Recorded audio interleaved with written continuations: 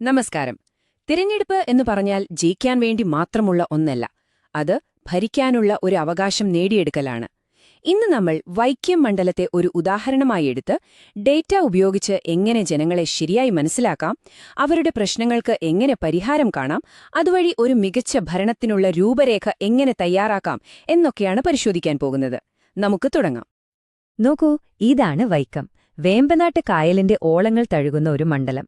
ഇവിടത്തെ രാഷ്ട്രീയം തുടങ്ങുന്നത് തന്നെ ഈ വെള്ളത്തിൽ നിന്നും ഈ തീരങ്ങളിൽ നിന്നുമാണ്. ഇവിടുത്തെ മനുഷ്യരുടെ ജീവിതത്തിൽ നിന്നും. അവരുടെ ഉപജീവനവും അവരുടെ സ്വപ്നങ്ങളും ആശങ്കകളും ഒക്കെയാണ് ഇവിടുത്തെ രാഷ്ട്രീയത്തിന്റെ ഗതിയെ നിയന്ത്രിക്കുന്നത്. അത് മനസ്സിലാക്കുന്നിടത്ത് നിന്നാണ് ഏതൊരു വിശകലനവും തുടങ്ങേണ്ടത്. അപ്പൊ നേരെ നമ്പറുകളിലേക്ക് പോകുന്നതിനു മുൻപ് നമുക്ക് വൈക്കത്തിന്റെ ഹൃദയത്തിലേക്കൊന്ന് ഇറങ്ങിച്ചെല്ലാം. ഇവിടത്തെ മണ്ണിനെയും മനുഷ്യരെയും അടുത്തറിയാം. വൈക്കത്തിനെ നമ്മൾ നോക്കുകയാണെങ്കിൽ രാഷ്ട്രീയപരമായി ഇതിനെ രണ്ടായിട്ട് കാണാം. ഒന്ന്, ഏകദേശം 30% ജനങ്ങൾ താമസിക്കുന്ന കായലോര മേഖല, പിന്നെ ബാക്കി 70% വരുന്ന ഉൾനാടൻ പ്രദേശം. ഇത് വെറുതെ ഭൂമിശാസ്ത്രപരമായ ഒരു വേർതിരിവല്ല കേട്ടോ, ഇത് രണ്ട് തരം ജീവിതങ്ങളാണ്. കായലിൽ മീൻ പിടിക്കാൻ പോകുന്നവരുടെ പ്രശ്നങ്ങളല്ല പാടത്ത് പണിയെടുക്കുന്നവർക്കുള്ളത്. അപ്പോൾ ഒരു രാഷ്ട്രീയ തന്ത്രം ഈ രണ്ട് യാഥാർത്ഥ്യങ്ങളെയും ഒരുപോലെ കാണേണ്ടതുണ്ട്. ഇനി വൈക്കത്തിന് വലിയൊരു ചരിത്രപരമായ പ്രാധാന്യമുണ്ട്. ഇതൊരു പട്ടികജാതി സംവരണ മണ്ഡലമാണ്. വൈക്കം സത്യാഗ്രഹം നടന്ന മണ്ണാണിത്. പക്ഷേ ഇവിടെ ഒരു കാര്യമുണ്ട്. പട്ടികജാതി ജനസംഖ്യ എല്ലായിടത്തും ഒരുപോലെയല്ല. കല്ലറയിൽ ഇത് 18.8% വൈക്കം ടൗണിൽ വെറും 7.8% ഉള്ളൂ. അപ്പോൾ എന്താ അതിന്റെ അർത്ഥം? പട്ടികജാതി വോട്ടർമാരെ ഒരൊറ്റ സമൂഹമായി കാണാൻ കഴിയില്ല. ഓരോ പ്രദേശത്തെയും സമവാക്യങ്ങൾ വ്യത്യസ്തമാണ്. മതപരമായ കണക്കുകളിലേക്ക് വന്നാൽ വൈക്കം ടൗണിൽ ഏകദേശം 85% ഹിന്ദുക്കളാണ്. പിന്നെ ഒരു 12% ക്രിസ്ത്യാനികളും 3% മുസ്ലിംകളും. സ്വാഭാവികമായും ഹിന്ദു വോട്ടുകൾക്ക് വലിയ പ്രാധാന്യമുണ്ട്. പക്ഷേ ഈ 15% വരുന്ന ന്യൂനപക്ഷ വോട്ടുകളുണ്ടല്ലോ, അത് പലപ്പോഴും ജയവും തോൽവിയും തീരുമാനിക്കുന്ന ഒരു ഘടകമായി മാറാറുണ്ട്. ശരി, ഇനി നമുക്ക് 2021 തെരഞ്ഞെടുപ്പ് ഫലങ്ങളിലേക്ക് വരാം. ഈ കണക്കുകൾ നമ്മളോട് എന്താണ് പറയുന്നതെന്ന് നോക്കാം.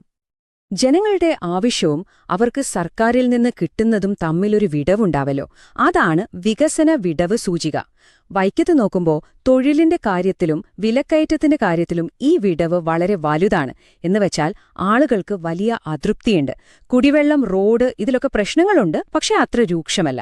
രാഷ്ട്രീയമായി അവസരങ്ങൾ ഒളിഞ്ഞിരിക്കുന്നത് ഈ വിടവുകളിലാണ്. 2021 റിസൾട്ട് നോക്കിയാൽ ഒരു കാര്യം വളരെ വ്യക്തമാണ്. LDFന് കിട്ടിയത് ഒരു സാധാരണ വിജയമല്ല. ഏകദേശം 56% വോട്ട്. UDF ആണെങ്കിൽ 33% ഒതുങ്ങി. അതായത് 22% കൂടുതൽ വോട്ടിന്റെ ഒരു വമ്പൻ ഭൂരിപക്ഷം. അപ്പൊ ഈ ഒരു കോട്ട തകർക്കണമെങ്കിൽ ഒരു എതിരാളിക്ക് എത്രമാത്രം പരിശ്രമിക്കേണ്ടി വരും എന്നാലോചിച്ചു നോക്കൂ. പക്ഷേ ഈ വലിയ വിജയത്തിനിടയിലും ശ്രദ്ധിക്കേണ്ട ഒരു കാര്യമുണ്ട്. 2016 അപേക്ഷിച്ച് 2021 പോളിംഗ് 3.5% കുറഞ്ഞു. ഇതൊരു ചെറിയ സംഖ്യയായിട്ട് തോന്നാം, പക്ഷേ ഇതെന്തിന്റെ സൂചനയാണ്? ഒരു വിഭാഗം വോട്ടർമാർക്ക് രാഷ്ട്രീയത്തിൽ താൽപര്യം കുറയുന്നുണ്ടോ? അവർ മാറി നിൽക്കുകയാണോ? തിരഞ്ഞെടുപ്പ് ഫലങ്ങൾ നമുക്ക് എന്ത് സംഭവിച്ചു എന്ന് പറഞ്ഞുതരും. പക്ഷെ എന്തുകൊണ്ട് അങ്ങനെ സംഭവിച്ചു എന്നറിയണമെങ്കിൽ നമ്മൾ ജനങ്ങളുടെ ഇടയിലേക്ക് ഇറങ്ങിച്ചെല്ലണം. അവരുടെ നിരാശയുടെയും അതൃപ്തിയുടെയും കാരണങ്ങൾ കണ്ടെത്തണം. അതാണ് നമ്മൾ അടുത്തതായി നോക്കാൻ പോകുന്നത്. നിലവിലെ ഭരണത്തിന്റെ ഒരു വിലയിരുത്തൽ നടത്തിയാൽ ഭരണം മുന്നണിയുടെ ഭാഗമാണ് എന്നതും ശക്തമായ പാർട്ടി സംവിധാനവുമാണ് ഏറ്റവും വലിയ പ്ലസ് പോയിന്റ്. എന്നാൽ റോഡുകൾ, വെള്ളം തുടങ്ങിയ അടിസ്ഥാന സൗകര്യങ്ങളിലെ പോരായ്മകളും ജനങ്ങളുമായി വേണ്ടത്ര ആശയവിനിമയം ഇല്ല എന്നതും ഒരു വീക്ക്നെസ്സാണ്. ഒരു പ്രതിപക്ഷ തന്ത്രം രൂപപ്പെടേണ്ടത് ഈ ദൗർബല്യങ്ങളെ കേന്ദ്രീകരിച്ചായിരിക്കണം. ഇവിടെയാണ് നമ്മളൊരു കാര്യം ഓർക്കേണ്ടത്. വിവരങ്ങളെ അടിസ്ഥാനമാക്കി പൊതുപ്രവർത്തനം നടത്തുമ്പോൾ ഓരോ വ്യക്തിയുടെയും അന്തസ്സ് മാനിക്കേണ്ടത് നമ്മുടെ ഭരണഘടനാപരമായ കടമയാണ്. ഒപ്പം മറ്റുള്ളവരുടെ സ്വകാര്യതയെയും നമ്മൾ ബഹുമാനിക്കണം. ഇത് വിമർശനത്തിനപ്പുറം ഉത്തരവാദിത്തമുള്ള ഒരു ജനാധിപത്യ സംവാദത്തിന് അത്യാവശ്യമാണ്. ഇനി പറയുന്ന ഡാറ്റയാണ് ഒരുപക്ഷെ വൈക്കത്തെ രാഷ്ട്രീയത്തിന്റെ ഗതി മാറ്റാൻ കെൽപ്പുള്ളത്. 2016 NDA സഖ്യത്തിലെ BDJSന് കിട്ടിയത് ഏകദേശം 23% വോട്ടാണ്. എന്നാൽ 2021 അത് വെറും 9.4% ഇടിഞ്ഞു. അതായത് 13% കൂടുതൽ വോട്ടുകൾ എങ്ങോട്ടോ പോയി. ഈ വോട്ടർമാർ ഇപ്പോഴെവിടെയാണ്? ഇവരാണ് യഥാർത്ഥ സ്വിംഗ് വോട്ടർമാർ. ഇവരെയും ഒപ്പം വിലക്കയറ്റം കൊണ്ട് ബുദ്ധിമുട്ടുന്ന സ്ത്രീകളെയും തൊഴിലില്ലാത്ത ചെറുപ്പക്കാരെയും കൂടെ നിർത്താൻ കഴിഞ്ഞാൽ വൈക്കത്തെ രാഷ്ട്രീയ ചിത്രം തന്നെ മാറിമറിയാം. അപ്പോ എന്തൊക്കെയാണ് ജനങ്ങളെ ശരിക്കും അലട്ടുന്ന പ്രശ്നങ്ങള്? ഒരു 5 പ്രധാന കാരണങ്ങൾ കാണാം. 1. ജാതീയമായ അകൽച്ചകൾ. 2. താങ്ങാനാവാത്ത വിലക്കയറ്റം. 3. ഗൾഫിൽ നിന്ന് പ്രതീക്ഷയേറ്റ് തിരികെ വന്നവരുടെ പ്രശ്നങ്ങൾ. 4.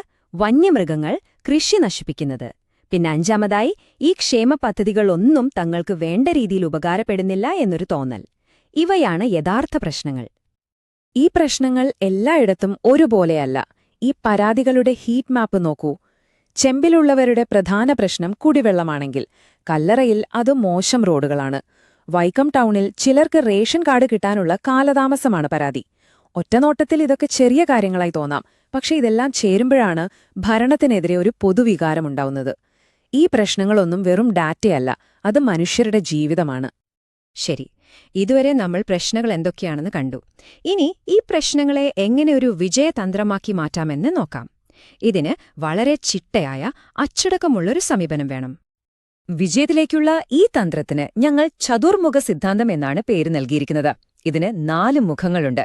ഒന്നാമത്തത് ശിവരൂപം, അതായത് ആക്രമണം. ഭരണത്തിന്റെ വീഴ്ചകളെ, ഉദാഹരണത്തിന് തൊഴിലില്ലായ്മ, വിലക്കയറ്റം, ഇവയെ ശക്തമായി ജനങ്ങളുടെ മുന്നിൽ തുറന്നുകാട്ടുക.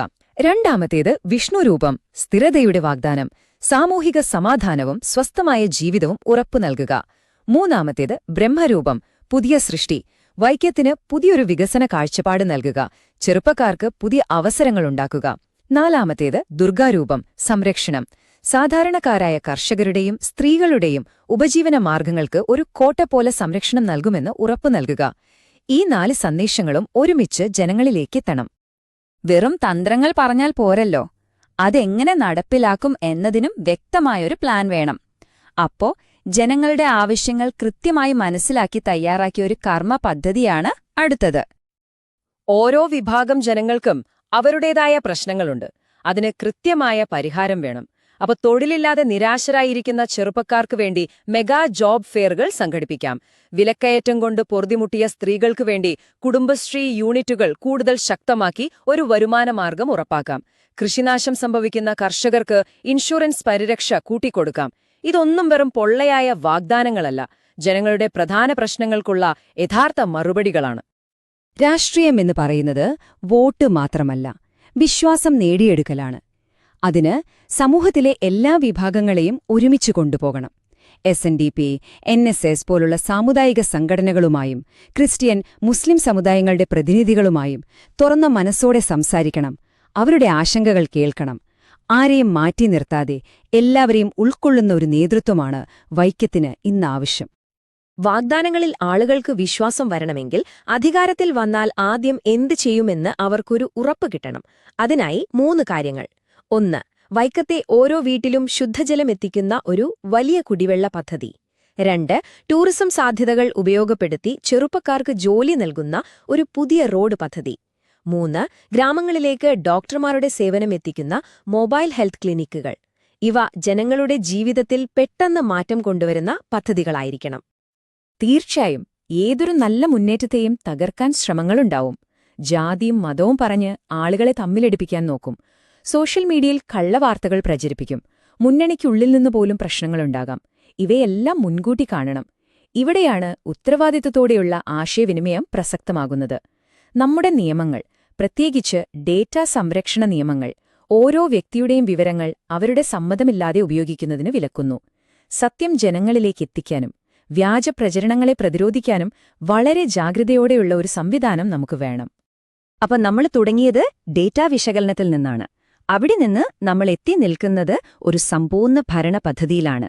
ഇത് വെറും ഒരു തെരഞ്ഞെടുപ്പ് ജയിക്കാനുള്ള ഫോർമുലയല്ല, മറിച്ച് ജനങ്ങളെ എങ്ങനെ നന്നായി സേവിക്കാം എന്നതിന്റെ ഒരു മാർഗരേഖയാണ്. ഞാൻ ആദ്യം പറഞ്ഞ കാര്യം ഒന്നുകൂടി ഓർമ്മിപ്പിക്കുകയാണ്. ഈ വിശകലനത്തിന്റെ എല്ലാം അടിസ്ഥാനം തിരഞ്ഞെടുപ്പിൽ ജയിക്കുക എന്നതിലുപരി ഭരിക്കാനുള്ള യഥാർത്ഥ അവകാശം നേടിയെടുക്കുക എന്നതാണ്. ജനങ്ങളോട് ഉത്തരവാദിത്തമുള്ള ഫലപ്രദമായൊരു ഭരണ സംവിധാനമുണ്ടാക്കുക. അധികാരം എന്നതൊരു ലക്ഷ്യമല്ല, ജനങ്ങളെ സേവിക്കാനുള്ള ഒരു ഉപകരണം മാത്രമാണ്. അപ്പോ അവസാനമായൊരു ചോദ്യം. കേവലം കണക്കുകളെയും ജനങ്ങളുടെ യഥാർത്ഥ പ്രശ്നങ്ങളെയും അടിസ്ഥാനമാക്കി തയ്യാറാക്കിയ ഇങ്ങനെയൊരു രൂപരേഖയ്ക്ക് നമ്മുടെ രാഷ്ട്രീയത്തിൽ ഒരു മാറ്റം കൊണ്ടുവരാൻ കഴിയുമോ? പരാതികൾക്ക് പകരം നല്ല ഭരണവും മുരടിപ്പിന് പകരം പുരോഗതിയും നൽകാൻ ഇതിലൂടെ സാധിക്കുമോ? ഇതിന്റെ ഉത്തരം ഒരുപക്ഷേ രാഷ്ട്രീയക്കാരിലല്ല, നമ്മൾ ഓരോരുത്തരിലുമാണ്. ജനകേന്ദ്രീകൃതനായൊരു നേതാവാകാനും നിങ്ങളുടെ മണ്ഡലത്തെ ഉയരങ്ങളിലെത്തിക്കാനും നിങ്ങൾ ആഗ്രഹിക്കുന്നുവെങ്കിൽ blueprintstrategies.ai-യുമായി ബന്ധപ്പെടുക.